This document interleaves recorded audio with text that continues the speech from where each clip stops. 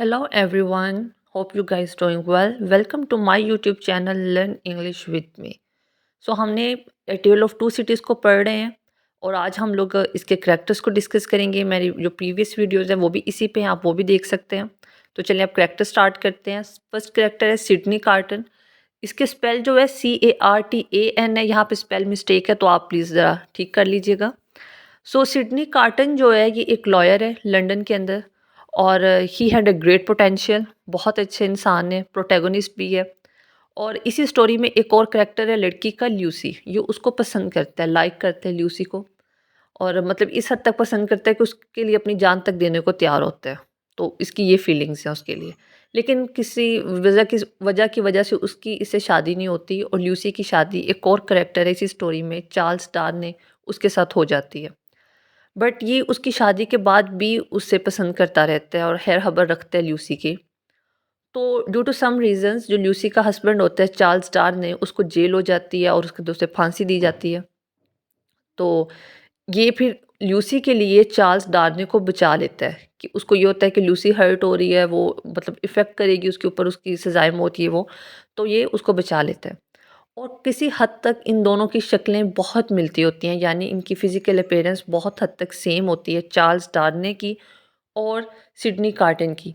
और इनकी अपीयरेंस का सेम होना इस स्टोरी के अंदर बहुत इंपॉर्टेंट रोल अदा करता है। जब आप पूरी स्टोरी पढ़ेंगे, स्टोरी बहुत इंटरेस्टिंग है, तो ये सब पॉइंट्स आपको और अच्छे से समझ आएँगे। तो होता ये है कि जो सिडनी कार्टन है, उसकी शक्ल बहुत हद तक मिलती है चार्ल्स डार्ने से।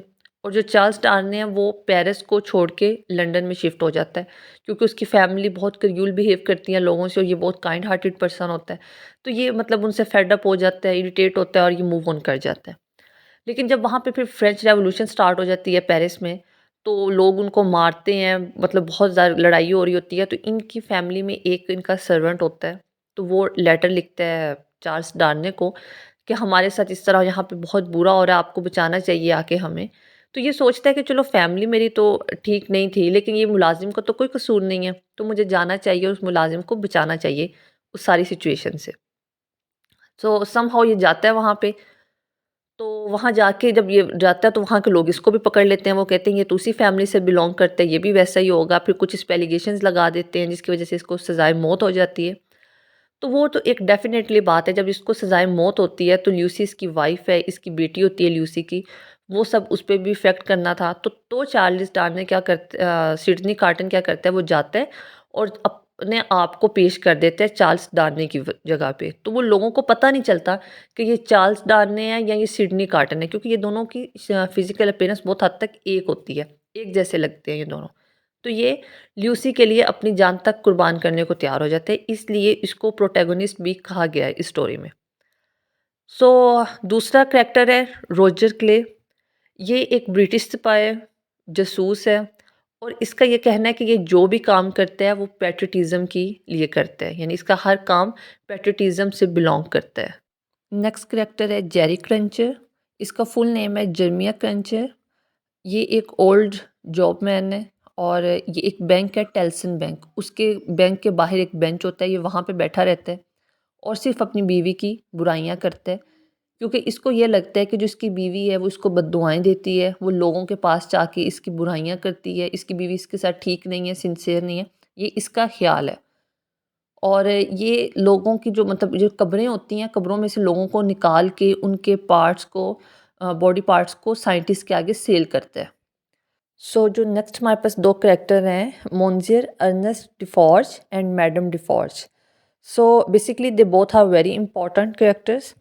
ये जो फ्रेंच रेवोल्यूशन में बेस्टिल जेल में जो तोड़ फोड़ होती है या जो भी वहाँ पे हंगामा होता है, उस सिचुएशन में इन दोनों कैरेक्टर्स बहुत इंपॉर्टेंट रोल अदा करते हैं। सबसे पहले तो मैं बात करती हूँ अर्नेस्ट डिफॉर्स की। ये कौन थे? तो मैंने एक करैक्टर का नाम लिया था अभी थोड़ी देर पहले, ल्यूसी।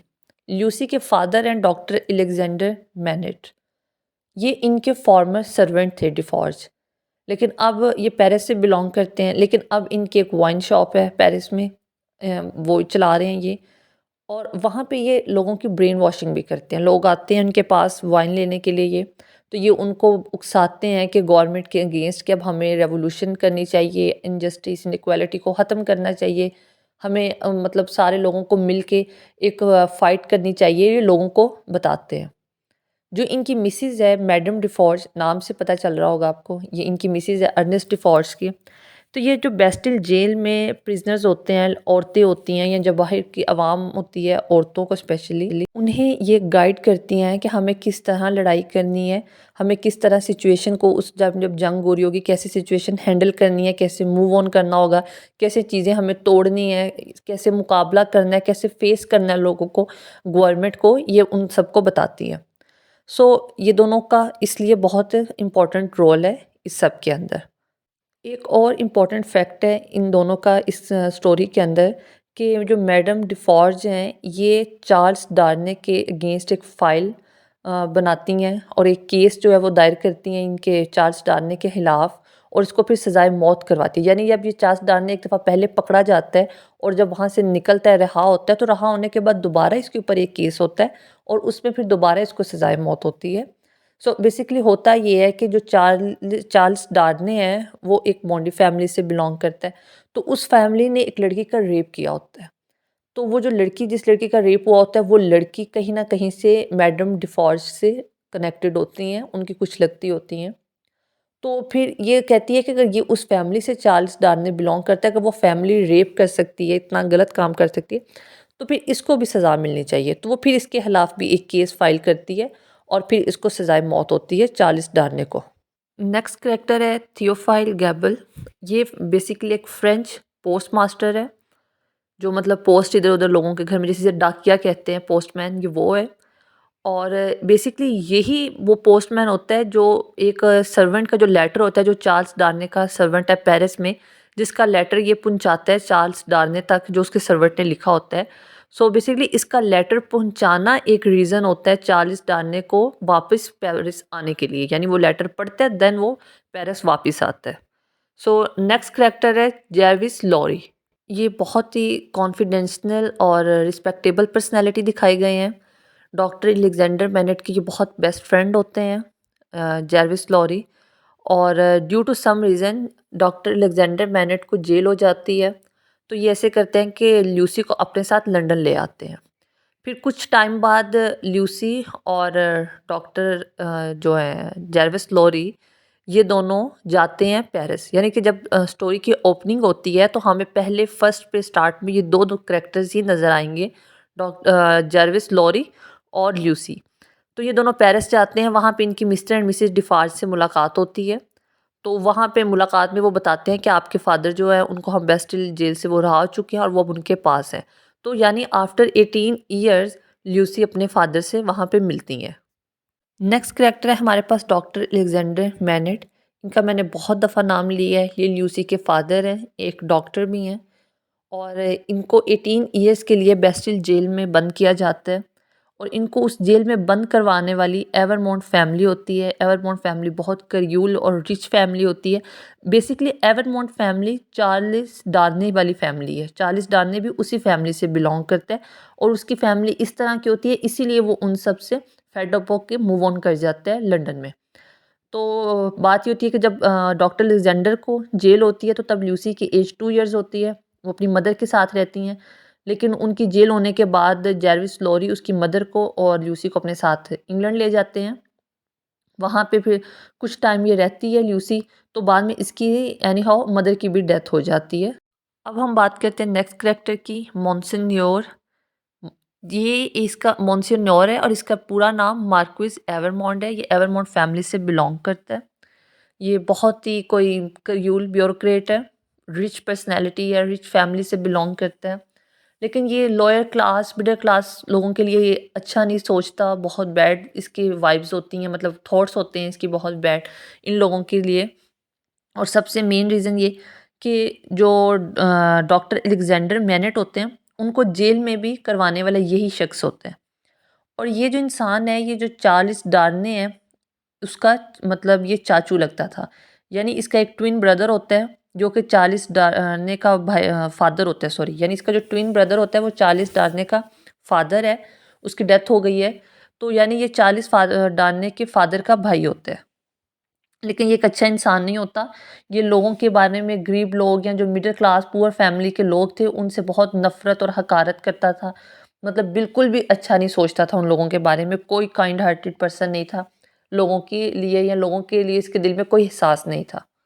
और एक एवरमोंट फैमिली का ये भी फैक्ट था कि ये लोग लोगों के ऊपर टाइम टू टाइम हुकूमत करते थे। यानी जो फैमिली में एक इंसान बड़ा था, तो पहले वो रूलर होता था, वो लोगों पे रूल करता था। उसकी डेथ के बाद जो अगली जनरेशन में से कोई एक इंसान होता था, फिर वो रूल करता था। तो यानी ये पीछे से जनरेशन टू जनरेशन चलती आ रही थी इनकी ये वाली चीज़, हुक्मरानी करने वाली।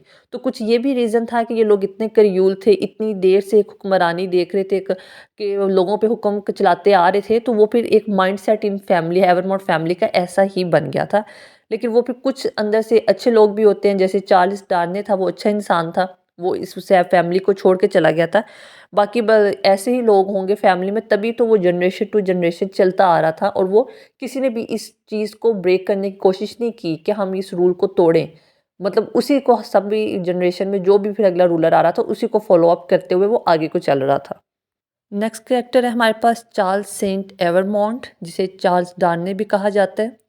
सो बेसिकली इसे अपनी फैमिली का टाइटल पसंद नहीं था। मैंने जैसा कि बताया कि इसकी फैमिली बहुत करियूल थी, ब्रूटल बिहेव करती थी, लोगों से बहुत बुरा सलूक करती थी, अच्छा नहीं समझती थी उन लोगों को। तो इस वजह से ये मूव ऑन कर गया पेरिस टू लंदन। तो वहाँ जाके इसे चार्ल्स डार्ने कहने लग गए। तो वहाँ पे इसकी मुलाकात ल्यूसी से होती है, क्योंकि ल्यूसी को उसके जो अंकल होते हैं, यानी डॉक्टर अलेक्जेंडर मैनेट उसके फादर होते हैं, जब उसको जेल होती है, तो उसके बाद जब जेविस लोरी उसको लेके जाते हैं वहाँ पे, तो वो उसको वहाँ परवरिश उसकी करते हैं। तो और वो वहाँ पे ऑर्फन कंसीडर्ड की जाती है लंदन में। तो फिर चार्ल्स डार्ने एक काइंड हार्टेड पर्सन भी होता है, पसंद भी करता है उसको, और फिर ल्यूसी वहाँ पे एक टेल्सन बैंक में जॉब भी करती है। इसकी फिर उससे शादी हो जाती है ल्यूसी से। तो वहाँ पे ये इसका मतलब इसे चार्ल्स डार्ने के नाम से लोग पहचानते हैं लंदन में। उसके बाद ल्यूसी सेंट एवरमॉन्ड है। ये वैसे तो लड़की बहुत अच्छी है, और इसकी स्टोरी मैं आपको पीछे से सारी बता चुकी हूँ। डॉक्टर अलेक्जेंडर की ये बेटी है, और कैसे ये 18 साल अपने फादर से दूर रही, वहाँ पे परवरिश पाई इसने। फादर के मिलने के बाद ये मतलब एक फैमिली गर्ल कंसीडर्ड होने लगी, वरना इसको लोग पहले ऑर्फन ही समझते थे। उसके बाद कैरेक्टर आ जाता है मिस्टर स्ट्रीवर का। ये एक लॉयर भी हैं। इन्होंने ये सिडनी कार्टन के क्लास फेलो भी थे, उनके फ्रेंड भी थे, लेकिन ये उनसे बहुत अपोजिट थे। सिडनी कार्टन से ये बहुत हार्ड वर्क करने वाला इंसान था, और इसने चार्ल्स डार्ने के लिए केस भी लड़ा। जब उसको जेल हुई तो ये उसका लॉयर भी था। सो ये मेन कैरेक्टर्स थे। अब हम नेक्स्ट वीडियो में इंशाल्लाह इसके थीम्स डिस्कस करेंगे। होप सो कि आपको समझ आ गई हो। See you soon in next video. Do subscribe my channel and also like the videos, and please press the bell icon to see the latest updates on my channel. Thank you so much guys. उम्मीद है आपको video पसंद आती होगी। थोड़ी लंबी हो जाती है, मैं डिटेल में बताती हूँ आपको, कि ताकि आपको कल प्रेजेंटेशन में, ये एग्जामिनेशन अपने हाल में, आप इस बात पे कंफ्यूज ना हो कि इसके अंदर है क्या। अगर आपको डिटेल में चीज़ें पता होंगी तो आप उसको फिर अपने वे में, अपने वर्डिंग में शॉर्ट करके लिख भी सकते हैं, अगले को बता भी सकते हैं। तो प्लीज़, मेरा फर्स्ट यूट्यूब चैनल है, मेरी बहुत दिल से मैं आपसे रिक्वेस्ट कर रही हूँ, इसको लाइक किया करें, कमेंट किया करें, आगे फ्रेंड्स को शेयर किया करें, मुझे सपोर्ट कीजिए। और इंशाल्लाह मैं अपनी पूरी कोशिश करूँगी कि मेरा नॉलेज आप तक पहुँचे और आपको समझ आ सके। Thank you so much. अल्लाह हाफिज़।